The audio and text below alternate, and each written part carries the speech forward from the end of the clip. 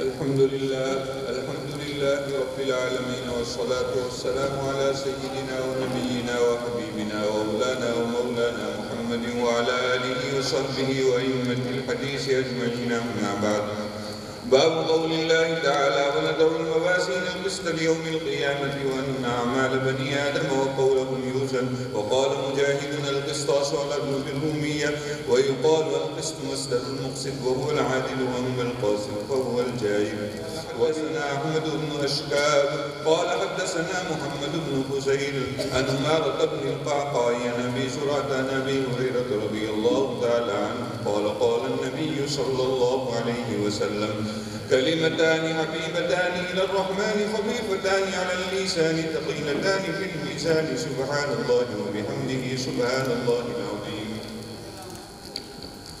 بزرگان محترم، مہمانان اعظام، میرے دینی بھائیوں اور اس مدرسے سے فضیلت کی سند حاصل کرنے والی میری بہنیں اور اسی طرح ان بچیوں کی والدہ وغیرہ، یہ بخاری شریف درس نظامی کی مقبول ترین کتاب ہے. قرآن شریف کے بعد صحت کے لحاظ سے سب سے زیادہ اونچا درجہ اسی کتاب کو حاصل ہے. حضرت امام بخاری رحمۃ اللہ علیہ کو اللہ تبارک و تعالیٰ نے بڑے کمالات سے نوازا تھا. یہ کمالات انسان کو اللہ کی طرف سے ملتے ہیں، لیکن اس میں بھی کچھ باتوں کو دخل ہوتا ہے. حضرت امام بخاری رحمۃ اللہ علیہ چھوٹے تھے تب بینائی سے محروم ہو گئے تھے اور بچپن میں ہی یتیم ہو گئے تھے. ان کے والد حضرت اسماعیل کا انتقال ہو گیا تھا اور اوپر سے دوسری مصیبت یہ آن پڑی کہ بینائی سے محروم ہو گئے. ان کی والدہ کو ایک طرف تربیت کی فکر تھی، دوسری طرف بینائی سے محروم ہو گئے تو یہ پریشانی بھی ستا رہی تھی. انہوں نے اللہ تعالیٰ سے خوب دعائیں فرمائی. پھر اللہ تعالیٰ کے یہاں سے قبولیت کا وقت آیا. خود انہوں نے حضرت ابراہیم علیہ السلام کو خواب میں دیکھا تو انہوں نے بشارت سنائی کہ اللہ تعالیٰ نے تمہارے بچے کی بینائی کو لوٹا دیا تھا.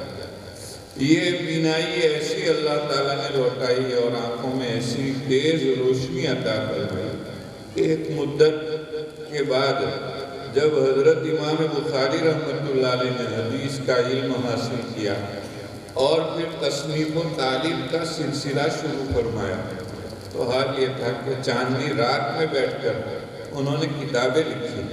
ایک کتاب ہے قضائے صحابہ و تابعین، اس کے متعلق لکھا ہے کہ حضرت نے مدینہ منورہ میں چاندنی راتوں میں بیٹھ کر اس کتاب کی تعلیم فرمائی تھی. یہ ماں کی دعا کا بظاہر اثر تھا. اسی لیے علماء نے لکھا ہے کہ ماں کی دعا کے اندر نورانیت ہوتی ہے. چنانچہ یہ بھی علماء نے لکھا ہے کہ اگر کسی بچے کی روشنائی بینائی چلی جائے تو اس صورت میں اس کو ماں کے پاس خاص طور پر دعا کروانی چاہیے. اور ایک ماں کا یہی فریضہ بنتا ہے کہ وہ اپنی اولاد کے حق میں خیر کی، بھلائی کی، بہتری کی دعا کرتی رہے. خود امام بخاری رحمۃ اللہ علیہ نے ایک واقعہ بھی لکھا ہے. اس سے پتہ چلتا ہے کہ ماں کو دعا کرنی چاہیے لیکن بددعا نہیں کرنی چاہیے. جریج جس کا تعلق بنی اسرائیل سے تھا، بڑا عابد و زاہد تھا، عبادت گزار تھا. وہ بستی سے باہر گرجا بنا کر اسی میں عبادت میں مشغول رہتا تھا. ایک مرتبہ اس کی والدہ کو کوئی ضرورت پیش آئی. انہوں نے اپنے بیٹے کو آواز دی، وہ نماز میں مشغول تھے تو شش و پنج میں مبتلا ہو گئے کہ کیا کروں. ماں ایک طرف بلا رہی ہے، دوسری طرف نماز کا مسئلہ. دوبارہ آواز دی، اس وقت بھی وہ پریشان رہے کہ کیا کروں. 6 بار آواز دی انہوں نے جواب نہیں دیا تو ماں کی زبان سے اس وقت بے ساختہ پریشانی کے عالم میں یہ جملہ نکل گیا کہ جب تک رندی کا منہ نہ دیکھے تب تک تجھے موت نہ آئے۔ چنانچہ اس کا یہ اثر ہوا، یہ نتیجہ ہوا اور یہ شکل پیدا ہوئی کہ وہاں قریب میں ایک باندی ایک آقا کی بکریاں چرایا کرتی، اس نے جریج کے سامنے دوڑے ڈالنے شروع کیے، ان کو رجھانے کی کوشش کی، لیکن یہ بڑے عابد و زاہد تھے، وہ اس کی باتوں میں نہیں آئے۔ تو اس باندی نے طے کیا کہ مجھے کسی طرح ان کو بدنام کرنا ہے۔ کسی چرواہے کے پاس اس نے بدکاری کروائی اور اس کے نتیجے میں حمل ٹھہرا، بچہ ہوا۔ میں واقعے کو مختصراً عرض کر رہا ہوں۔ بچہ ہوا اور پھر اس کے بعد لوگوں نے پوچھا یہ بچہ کس کا ہے؟ تو اس نے دھڑلے سے نام کس کا لے لیا؟ جریج کا لے لیا۔ جریج کو انہوں نے مارا پیٹا، اس کی گرجا کو اور کٹیا کو توڑ دیا۔ تو جریج نے پھر آخر میں ان سے کہا کہ وہ بچہ کہاں ہے، میرے سامنے لاؤ۔ بچہ لایا گیا تو پوچھا اے بابو تو کس کا ہے؟ تو اس نے پھر اس چرواہے کا نام لیا جس چرواہے نے اس باندی کے ساتھ بدکاری کی تھی۔ عوام کا حال یہ ہوتا ہے کہ کبھی تو وہ کسی سے بدظن ہوتی ہے اور اس کی کوئی کرامت دیکھتی ہے تو پھر اس کی عقیدت کے اندر پاگل ہو جاتی ہے۔ کہنے لگا کہ وہ ایک کام کرو، ہم لوگ تمہیں یہ جو کٹیا ہے تمہاری گرجا جو تھا وہ سونے کا بنا دیتے۔ حضرت جریج نے کہا مجھے گرجا چاہیے، جیسا تھا ویسا بنا دو، سونے کی بنانے کی ضرورت نہیں ہے۔ ایک امام بخاری رحمۃ اللہ علیہ کا واقعہ ہے، دوسرا واقعہ ہمارے سامنے حضرت جریج کی والدہ کا ہے۔ اس سے معلوم ہوتا ہے کہ ماں کی دعائیں اولاد کے حق میں بڑی قبول ہوتی ہے۔ ہمارے پردے کے پیچھے جو خواتین تشریف فرمائے ان کو یاد رکھنا چاہیے، جو مائیں ہیں، ماں بن چکی ہیں، ان کو ہمیشہ اپنے اولاد کے لیے خیر کی دعائیں کرنی چاہیے اور اپنا مزاج ایسا بنانا چاہیے کہ اگر کبھی ناراضگی میں بھی بول نکلے تو وہ اچھا بول نکلے، اولاد کے تعلق سے بھلائی کا بول نکلے، دعا ہی نکلے۔ کبھی بد دعا کا جملہ اولاد کے حق نہیں نکالنا چاہیے، کبھی ان کو کوسنا بھی نہیں چاہیے۔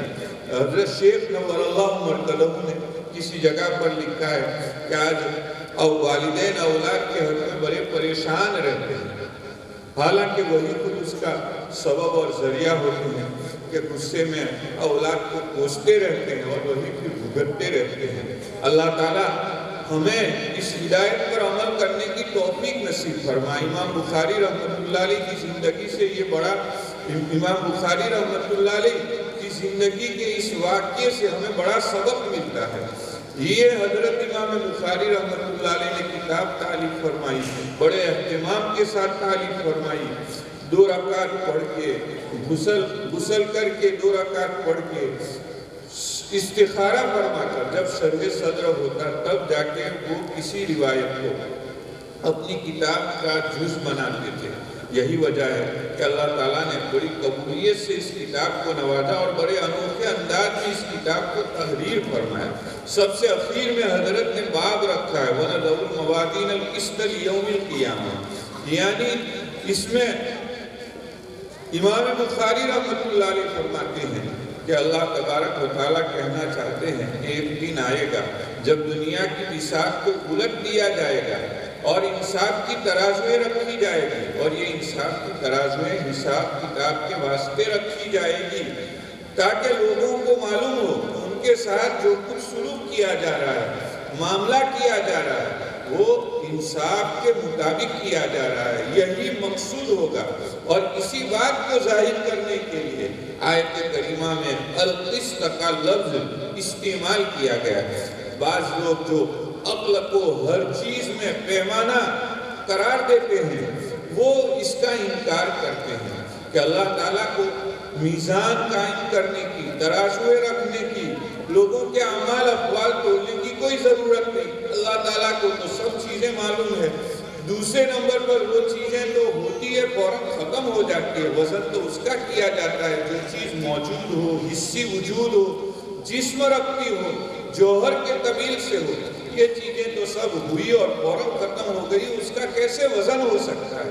حضرت امام بخاری رحمۃ اللہ علیہ فرماتے ہیں ہمارے اللہ تعالیٰ فرماتے ہیں وَنَضَعُ الْمَوَازِينَ الْقِسْطَ لِيَوْمِ الْقِيَامَةِ، ہم قیامت کے دن میں انصاف کی ترازویں رکھیں گے، اور یہ ترازویں رکھی جائے گی تو بیکار کی تھوڑی رکھی جائے گی، اسی لیے رکھی جائے گی کہ ہم نے جو کچھ زندگی میں کیا ہے، اچھے اعمال کیے یا برے اعمال کیے، ان کو تولنے کے لیے یہ تراز میں رکھی گئی ہے۔ اسی کو امام بخاری رحمۃ اللہ علیہ فرماتے ہیں وَأَنَّ أَعْمَالَ بَنِي آدَمَ وَقَوْلَهُمْ يُوزَنُ۔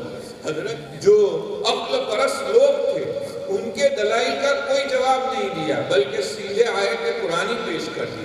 گویا ہمیں یہ سمجھانا چاہتے ہیں کہ عقل سے قرآن حدیث سمجھنا چاہیے، لیکن عقل سے کوئی فیصلہ نہیں کرنا چاہیے۔ فیصلہ وہی کرنا چاہیے جو قرآن و حدیث ہم سے کہتا ہے۔ چنانچہ حضرت نے یہاں پر اس بات کو ثابت کرنے کے لیے کہ قیامت کے دن میں ہمارے اعمال اور افعال اور اقوال سب چیزوں کا وزن ہوگا، ایک آیت قرآنی پیش کی، اور اس کے بعد آخر میں حدیث شریفہ پیش کی گئی ہے۔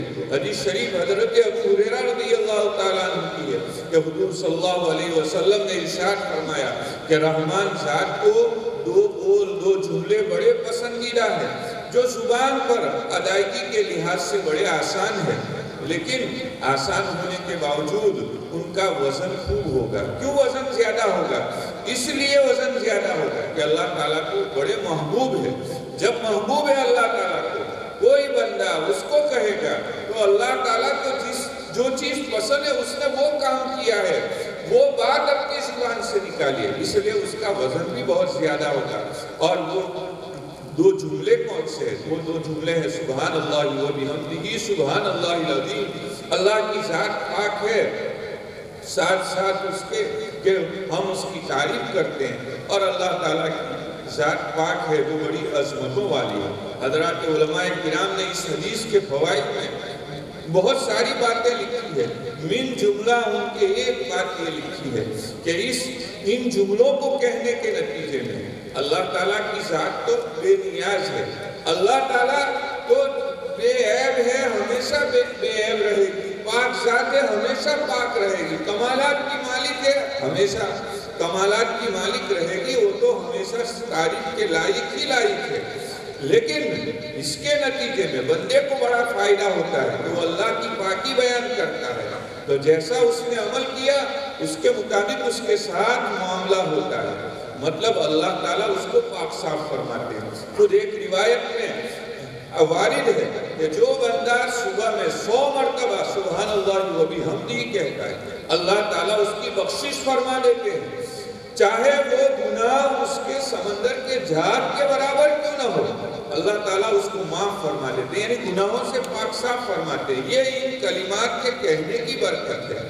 دوسرا فائدہ یہ بیان کیا گیا کہ آدمی اللہ تعالیٰ کی تعریف بیان کرتا ہے تو تعریف تو کمالات پر ہوتی ہے، تو چونکہ وہ اللہ تعالیٰ کے کمالات کو بیان کرتا ہے بالفاظ دیگر اور اس طرح تعریف کرتا ہے، تو اللہ تبارک و تعالیٰ اس کو کمالات کا مالک بناتا ہے، اس کے اندر خوبیاں پیدا کرتا ہے۔ اور تیسرے نمبر پر وہ اللہ تعالیٰ کی عظمت پر دلالت کرنے والا نام لیتا ہے، تو اللہ تبارک و تعالیٰ لوگوں کی نظروں میں اس کو عظیم بناتے ہیں، اس کو عظمت کا مقام عطا فرماتے ہیں۔ یہ سب فوائد ان کلمات کو کہنے کے ہمارے بزرگان دین نے بیان فرمائے، اس لیے یہ کلمات ایسے ہیں کہ ہمیں صلی اللہ علیہ وسلم کی آخری زندگی میں سورہ نصر کو نازل فرما کر اللہ کے رسول صلی اللہ علیہ وسلم کو یہی حکم دیا گیا فَسَبِّحْ بِحَمْدِ رَبِّكَ وَاسْتَغْفِرْهُ إِنَّهُ كَانَ تَوَّابًا، کہ تم اپنے رب